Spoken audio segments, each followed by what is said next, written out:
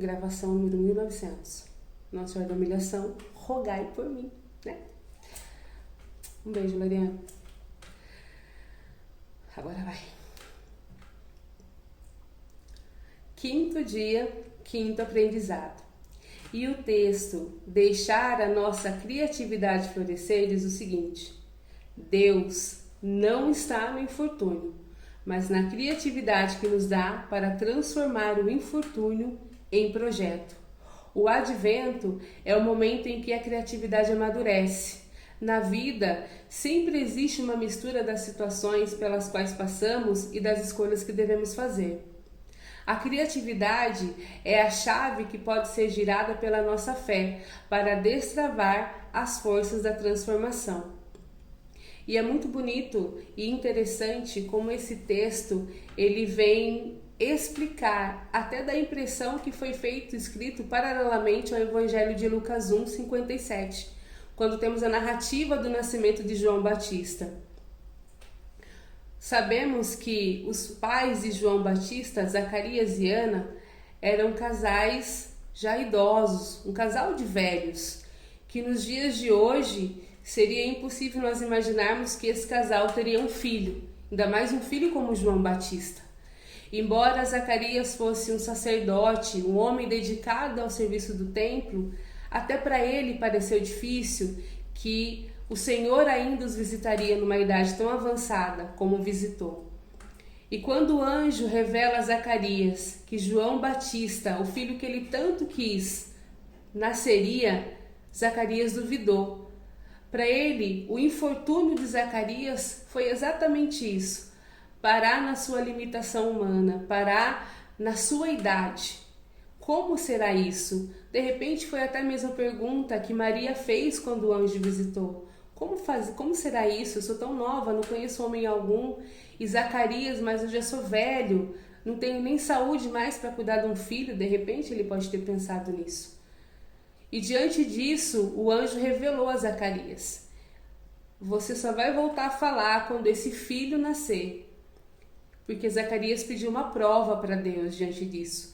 E a gente não pede provas para Deus, a gente simplesmente acredita e espera que se fará.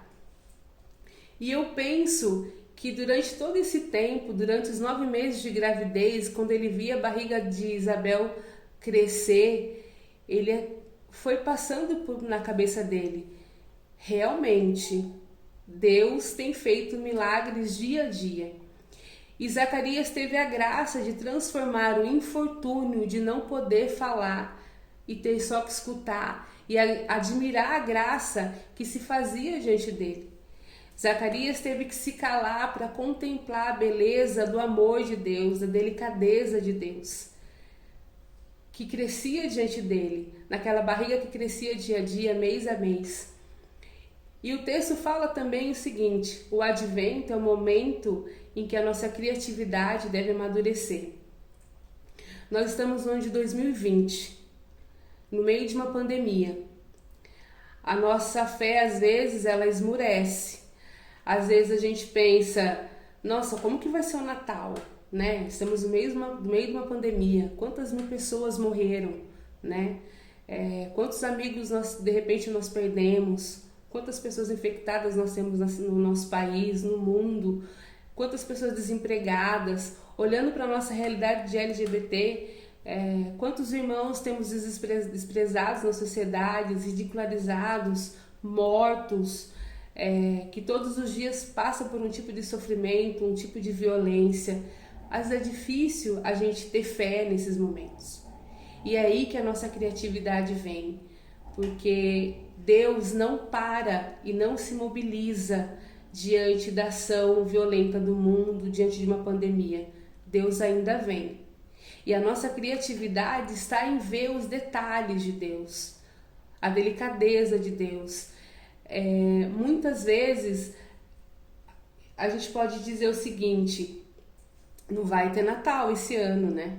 Porque estamos no meio do caos.